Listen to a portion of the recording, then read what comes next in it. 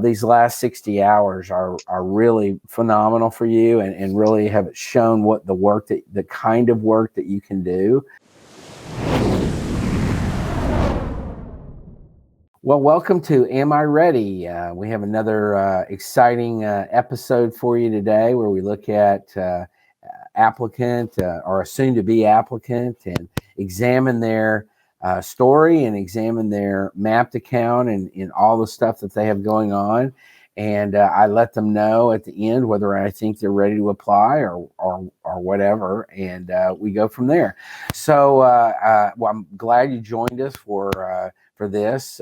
We are recording this on February the 7th, and so whatever day you're watching it, you'll know, or listening to it, you'll know when we were recording it. So our guest today is Jordan. And hello, Jordan. How are you? Good. How are you? I'm doing really well. Jordan, tell us where you're calling from. I am in Omaha, Nebraska. Omaha, Nebraska. So that's like deep in the middle of America. It is. Yep. Landlocked completely. Yeah, right. No beachfront property in Omaha. Nope. So have you always lived in Omaha? Actually, I moved to Omaha about a year and a half ago from Nebraska. And I lived in Nebraska most of my life, but I was born in Minnesota. So. Okay. Now, what took you to Omaha? I moved to Omaha to finish out my degree at my university. Okay. All the in-person science courses. Yeah. Had you been doing some online stuff before that? Yeah, originally, it was online through the same university, and then a lot of credits at the community college there locally as well. Okay, good. Yep. Good. How's the weather in Omaha these days?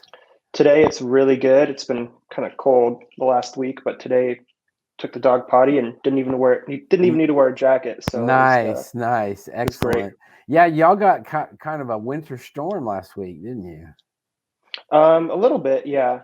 I was on the west side of the state, so I didn't get hit too bad by it. Yeah, good. All right, Jordan. Well, we're going to pull your mapped account up here, and the very first thing we see on the mapped account is the GPA graph, and you have a very long GPA graph. I do. It's like 230 credits or something. And my first glance at this GPA graph, I see basically two different sides. I see one side on the left, which is not as great, and one side on the right, which is much better. For sure. So why don't you tell us the story that goes with this?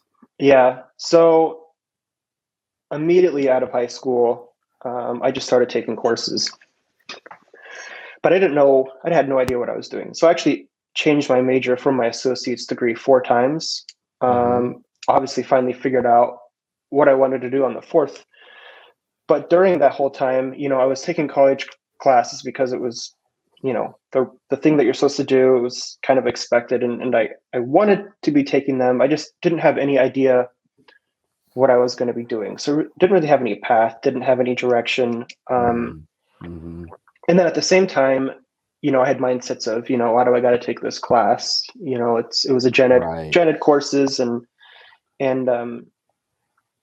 just not generally caring about what grades I got at the time. My goal was to get a C or higher because that's what transferred out of community college. So right. So very practically minded there. Yeah. So, once I realized what I wanted to do, that's kind of when things turned around, and you can kind of see where that started to happen at the very beginning. But yeah, absolutely. Yeah. And it looks to me like, you've really done a much better job over the course of the last, I was looking at it earlier, about 60 hours or so, the last 60 hours were, definitely much better than the previous, coursework and stuff like that. So what we see here is your GPA graph, and the AMCAS GPA graph is shows a cumulative 3.33 and a science GPA of 3.32. Now, what did you end up getting your degree in? My degree is, so I have an associate's of paramedicine, and then I have a bachelor's of science in health science with a minor in chemistry. Okay, awesome, good, great. And so, what I want to point out something here, how this looks different depending on which application service we're looking at. So here we're looking at AMCAS. If we switch this over to ACOMAS, it looks a little bit different, particularly with regard to the science, that science graph, which is the sort of orange colored graph. It flattens it out quite a bit, and that is because ACOMAS does not calculate math classes into the science GPA. And so that takes away any math classes that were, it really didn't affect that green line very much. And then the cumulative line, which is the blue line, stayed pretty much the same. Your GPAs stay pretty stable, 333 for cumulative and 324 for the science GPA. So, but I just thought that's always interesting to look at that, to see the difference that it makes when you're calculating the ACOMAS GPA versus the AMCAS GPA. Yeah. Go ahead. I think also ACOMAS, they include or view EMT and paramedic courses as a science course, if I remember correctly. Yeah, I think that may be right. I think you may be right about that. So the other thing with regard to the GPA I wanted to look at is under more detail. And we'll go down here to this one right here, which shows your class standing GPA. And I want to point out that there is listed here your GPA is listed by freshman, sophomore, junior, senior, post-bac, et cetera. And this is a really important graph or a table here, and then it's graphed out here, because it really does show, number one, it shows this very linear, almost linear progression of your GPA as an upward trend. And that's definitely what we want to see. When things have gone poorly earlier on, we definitely want to see that upward trend. And yours really shows that quite well. And the table here really shows it, I think, well. So, and what you're going to be really putting all your efforts into, or not efforts, but when you send off your application to the medical schools, you're going to be hoping that they're going to really look at this senior GPA of 3.73, post-bac GPA. There's not very many hours there, but there's a huge number of hours in that senior GPA, 124 hours. And that's what really bumps up your GPA from those, 3.0, 2.77, 2.31 years that you had. And so that's really where and there are medical schools that will look at your last 60 hours, that they'll really notice your last 60 hours to see, how are you doing most recently. And in your case, this is super important, I think, because it really shows such a vast difference. Once you got a lock on what you wanted to do, then it really, everything took off and everything changed. And, we already, talked about that a little bit, but I wanted to point that out for not only your sake, but for our viewers to say, if you have a bad freshman or sophomore semester or year or whatever, don't lament that too much. Really get yourself together and pull yourself together and reinvigorate yourself with what this is all about. And you can make a really notable difference in terms of how this goes before an admissions committee. So that's awesome. Good job on that. Yeah, definitely something I knew I needed to turn around, and Yeah. if I had any chance, so Yeah. prove it to myself. And yeah, absolutely. Absolutely. That's yeah, and you've done a really nice job with that. So now I want to go down and since we're talking about metrics so much, I would like for us to talk about MCAT. And so let's look at the MCAT graph here. And what we're seeing here is one, my understanding is after looking at your stuff, we're looking at one real exam score and then a number of different practice exam scores. Is that correct? They're actually all practice exam scores, and Okay. maybe I checked a wrong box, but No, I'm no, that's scheduled to fine. scheduled to take it mid-March, so got about Mid-March. 30 days Okay. to prep. Ooh, yikes. You Mm-hmm. getting nervous? Kind of, yeah. So let's look at this at the individual scores here. So we have a variety of scores here, and it looks like your top score in terms of these sample tests or practice tests is a full length from Blueprint, which was at a 502, and then your lowest one being, I guess, some sort of a diagnostic type of exam at a 494. Am I reading that right? Correct. Yep. Okay, good. Now tell us a little bit about how you're studying for the MCAT. Sure. I mean, obviously, I have the Blueprint. It is the self-paced version. So going through their videos, doing the full-length exams. And I mean, I feel like I've gotten to the point where the timing, I've really gotten the timing aspect of the MCAT down fairly well, where I can kind of gauge my pace. Now I just need to kind of pull together getting a higher score. So doing Anki as well. I've been using Anki to study for quite a while too, actually. So making some of my own flashcards, found one of the decks that are just out in the Anki world to use, and kind of go through that periodically as kind of a supplement. Good. Now, how many hours a week would you estimate that you're studying for the MCAT now? It should be more than it is. I'd say probably maybe 30. Okay.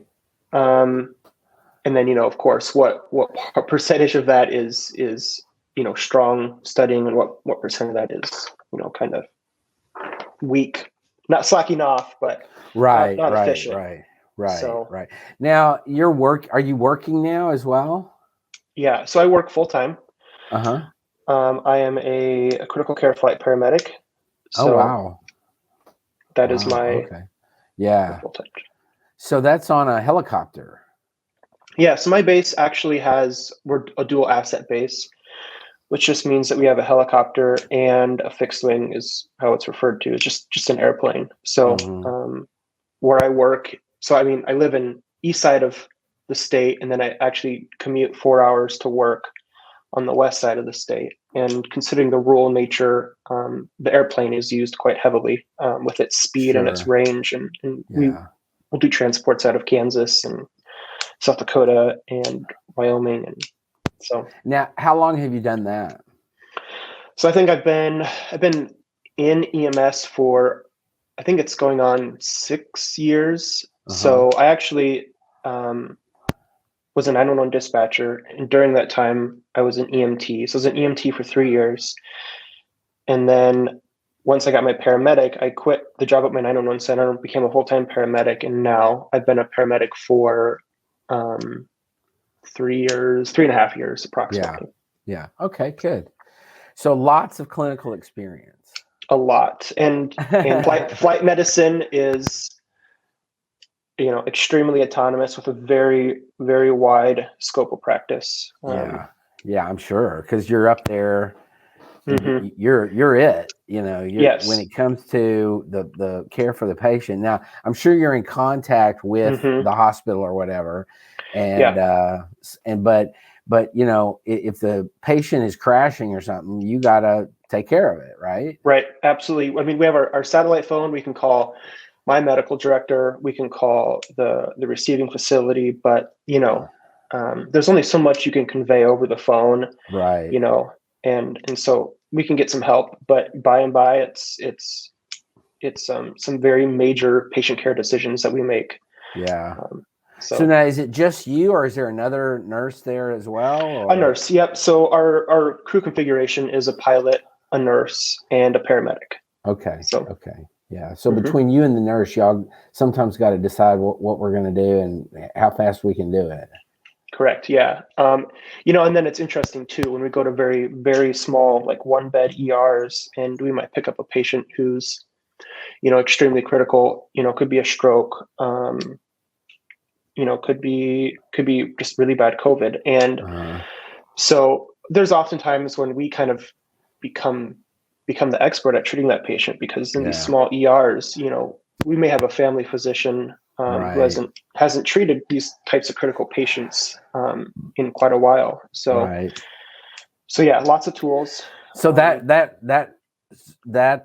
doctor even probably depends on you and the nurse to really help him or her figure out what to do. Sometimes, and a lot of it also comes down to airway management. You know, because they may not have been doing a lot of innovations, you know, as a primary care, and then they just kind of fill spots in the ER to give that small community coverage. So that's another element where we come in. But yeah, sure. Wow. Well, it sounds like do you enjoy your job? it's amazing. Yeah. Absolutely amazing. Yep. That's awesome. That is awesome. So do you anticipate in your medical career doing some sort of emergency medicine or critical care or something like that? Yeah. I mean, of course, you can't know until you do all those rotations, but I mean, I think it'd be a pretty decent bet if I did like an EM residency and then maybe some kind of in some form or the other, like an EMS fellowship or like a critical care fellowship. So ER, ICU, just it'd be so natural to me. Yeah. Oh, of course. Yeah. It just makes sense. So yeah. Good. Okay. Good.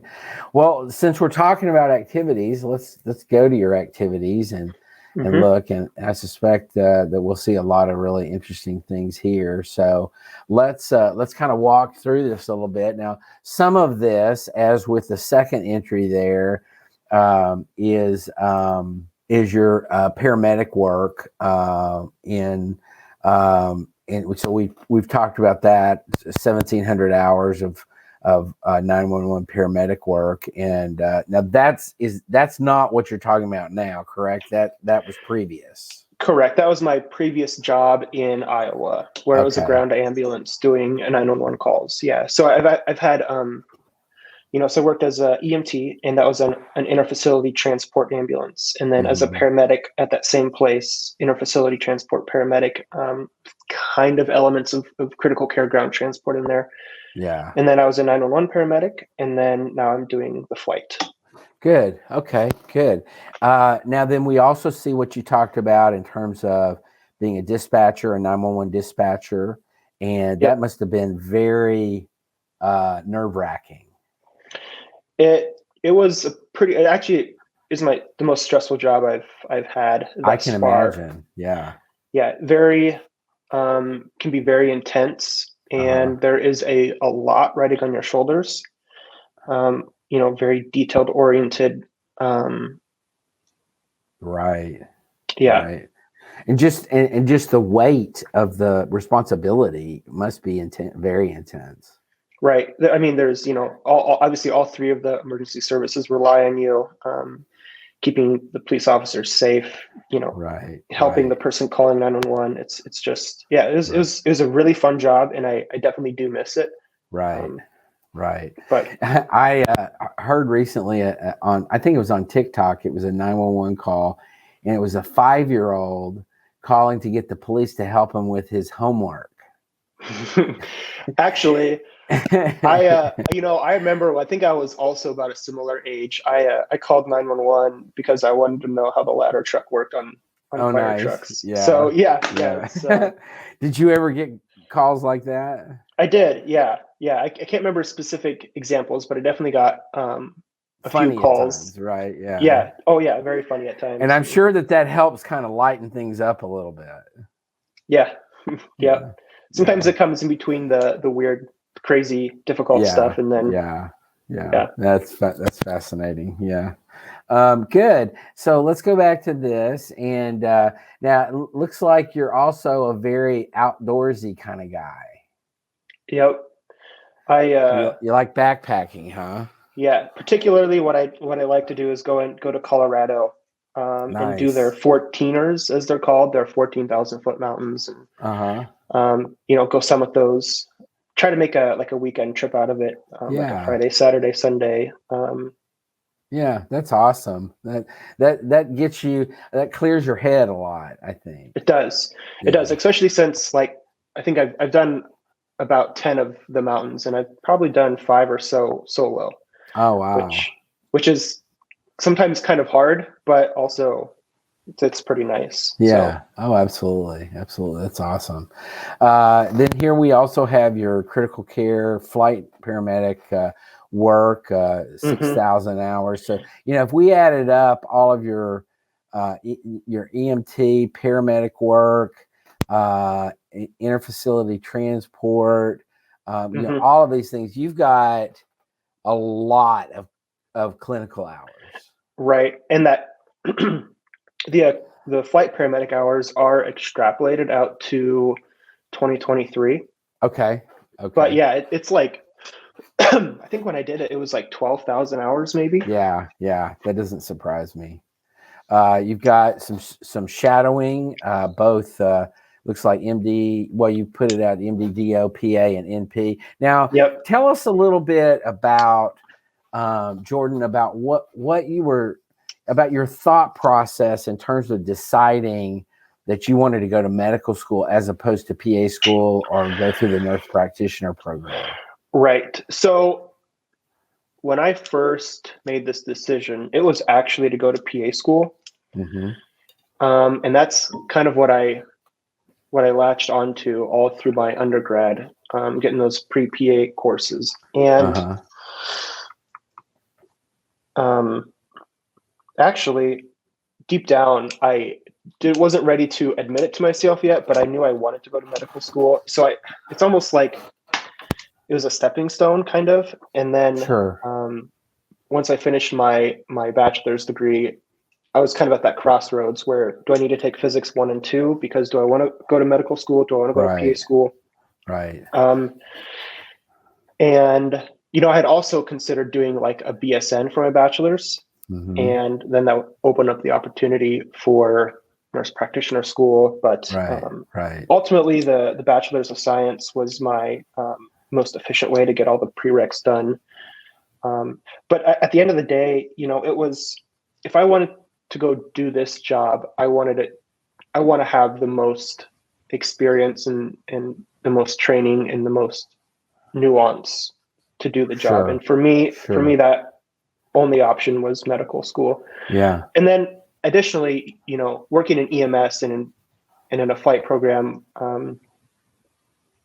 being a medical director, I wanted to have that option open to me in the future. Yeah. Being, medical direction for EMS agencies or flight services. So that was kind of the other. Yeah, absolutely. Draw. Yeah, totally makes sense. That's awesome. So then we have some looks like community service hours. I guess you were volunteering in some regards. What was that all about? Yeah, so that was a state association for dispatchers, the one at the very bottom there, the NESCA. Right.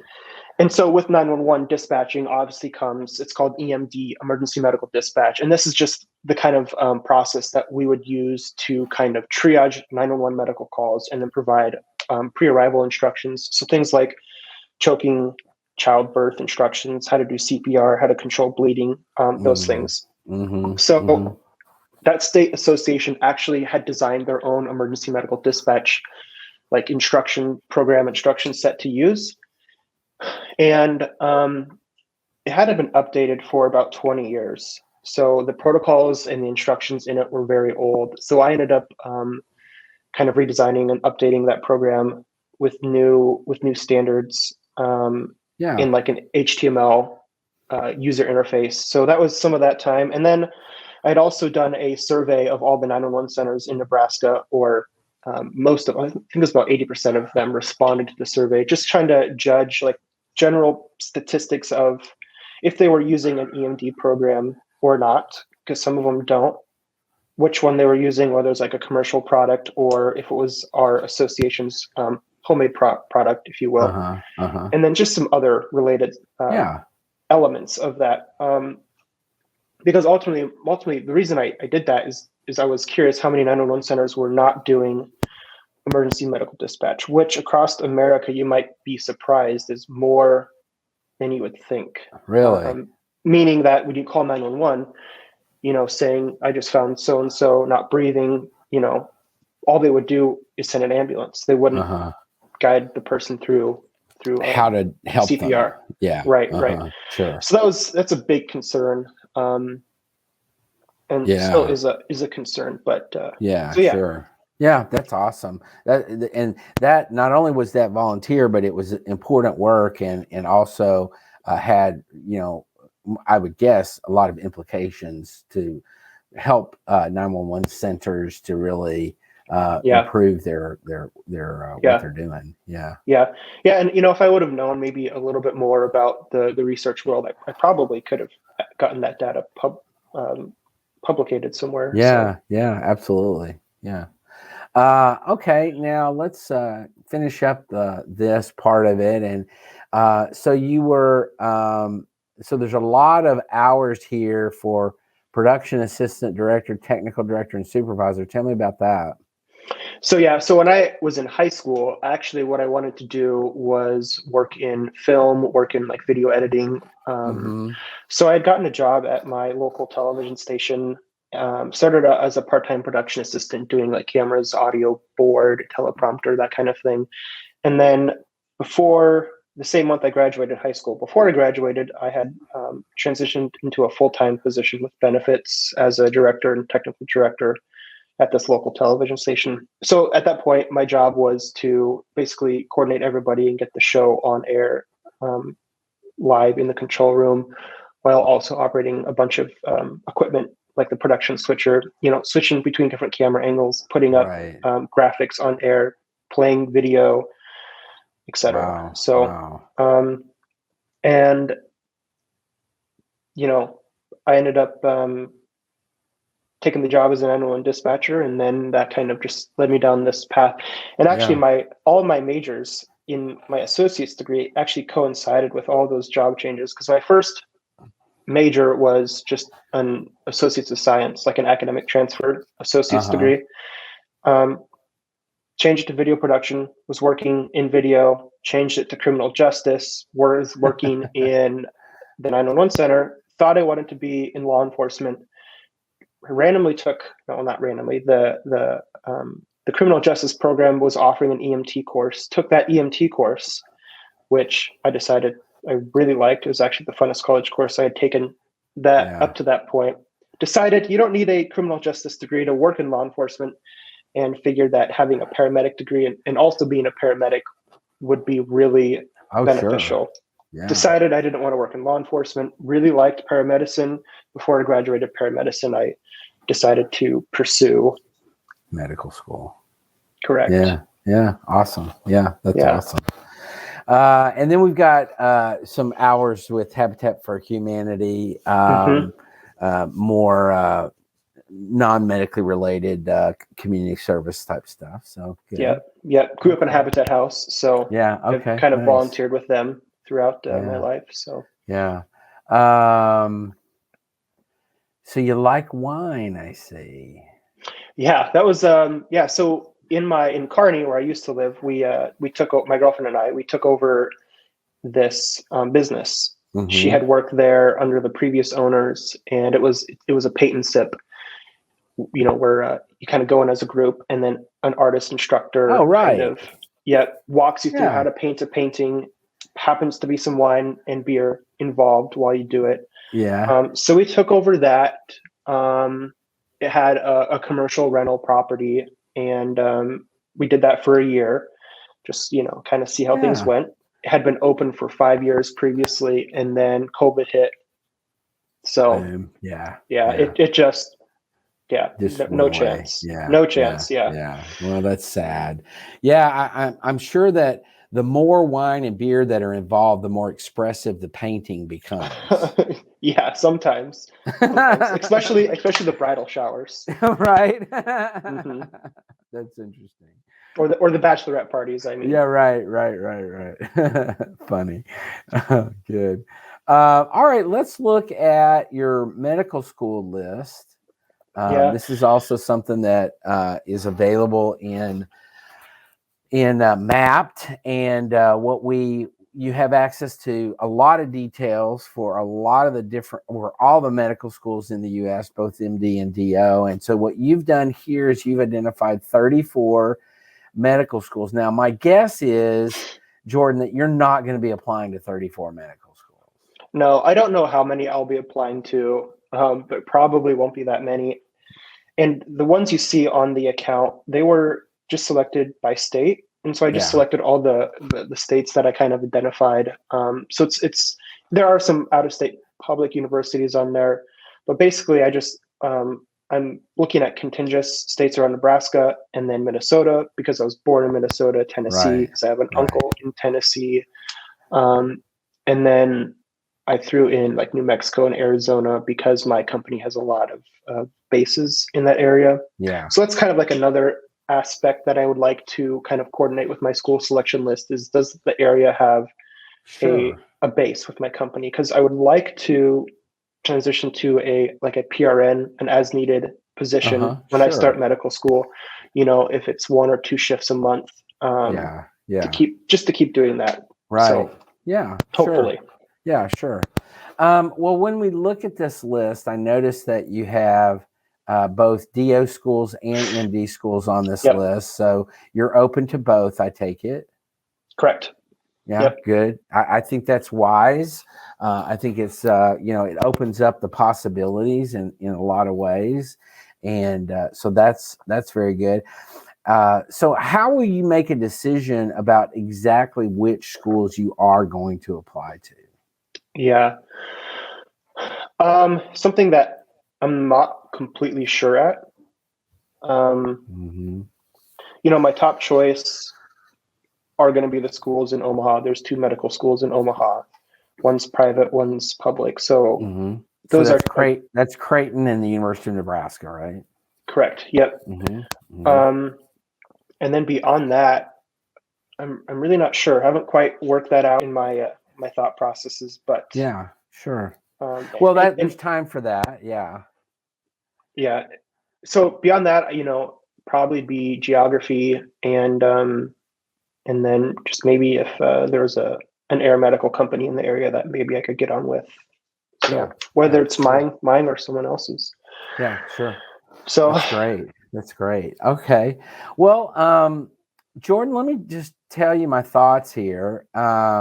After we've, kind of gone through everything, you've got a lot going for you in a lot of great ways. I mean, clearly I think that the improvement that you've made on the GPA in your schooling has been really notable, and I think will be noticed by medical schools, whether they're DO schools or MD schools. They will get the GPA cut up just as we have done it in MAP in a lot of different ways. And so they're going to see these last 60 hours are really phenomenal for you, and really have shown what the kind of work that you can do.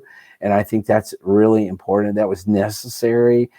And so I think that it really has done that. And so that will benefit you quite a bit.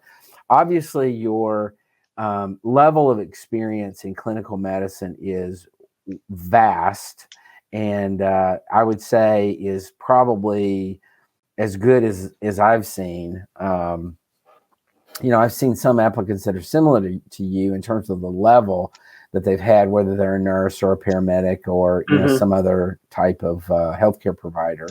And so that's really going to benefit you a lot. You've got lots of experience in medicine. And so that helps a lot. I really think, Jordan, that in a lot of ways, and this is not going to surprise you, some of this is going to come down to the MCAT score. And, my encouragement to you is, over the course of the next month, you've got basically 30 a month. days. Yeah. Yep. And, you really need to be spending a significant amount of time, most notably taking full-length practice exams. You really want to get your stamina really worked up, and both in terms of your physical stamina, just being able to sit there for 8 hours and do the work, but also your mental stamina is also, being able to focus that at that extensive level for, basically 8 hours. It's tough. And, so what I would say is you need to be taking probably, I would say, at least one full-length practice test a week. Yep. That was my plan. Taking one tomorrow. Yeah.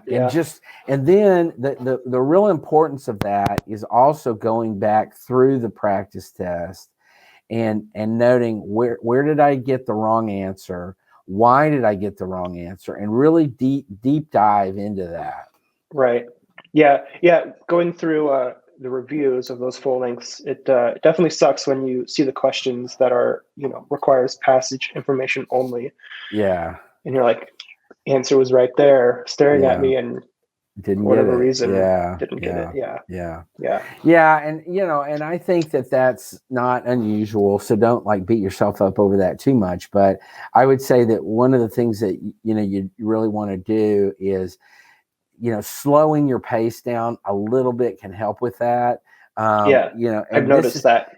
The exam being a timed exam, it does get you energized, and sometimes you get ahead of yourself a little bit, and you go too fast. And so I think sometimes slowing down and being very, very intentional in reading that passage and really dissecting it as much as you can, so that you can determine, what information do I need and what information is it already telling me, Right. Yeah. And that's exactly what I've been telling myself in the last, probably definitely the last practice exam, was just to slow down, because I was finding myself ending each section with 20, 25 minutes left over. And, I'm trying to read the questions in the passages pretty quickly because I feel like I need to do that because of the time crunch. But then when you have 20, 25 minutes left at the end, probably could have been way more effective and missed so much just because of rushing. So of course. Yeah. And now, do you have a plan? Let's say you get to, a week or two before the exam and you're thinking, this is just not where I want to be. What's the plan there? Right. So, I mean, I would base that off of what full-length practice scores I continue to get. And if I'm getting, a 502 and above, I think at a minimum that would be maybe enough to move forward, take the actual exam, and to continue to apply this cycle. Was my thought. And then, while I really don't want to have to do this, if I take the exam and feel like, that probably was, a 505 or less, then I think my recourse would be take a couple weeks off after the MCAT exam, and then spend the next another 45 days or so to take the exam. Just anticipating anticipating that I'll just need to retake it, and then receive a score back maybe in mid-June for a second attempt, and then I'd have a reasonable amount of time to submit a primary with that pretense. Okay, good. Well, I don't think that's a bad plan. I think that it sounds like you've got in your head a good plan of action involved, and so what I would say is just keep that up, and prepare the best you can for March, and do the work, and really, focus in on the areas, that you feel like are going to benefit you most when you're studying. But ultimately, I think that you've got a good, thought process about it, and knowing that in some ways or another, based on your profile of everything that we've seen in MAPT, I think it looks like, MCAT's going to be pretty important for you. And so, good luck with that for sure. So, basically what I would say here, Jordan, is that I would typically what I do is I talk about it in terms of red, yellow, and green. And so I would give you a very secure red, yellow light, knowing that there's just a big piece of information that we don't know yet, which is the MCAT score. And I think that, kind of based on what that MCAT score is, I would say would dictate kind of how things might play out for you. What is your target score?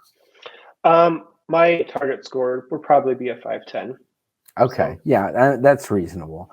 And so based on your highest practice test score, which is a 502, that's an 8-point difference. So you've got some work to do between now and the test date in March, or, later, whatever.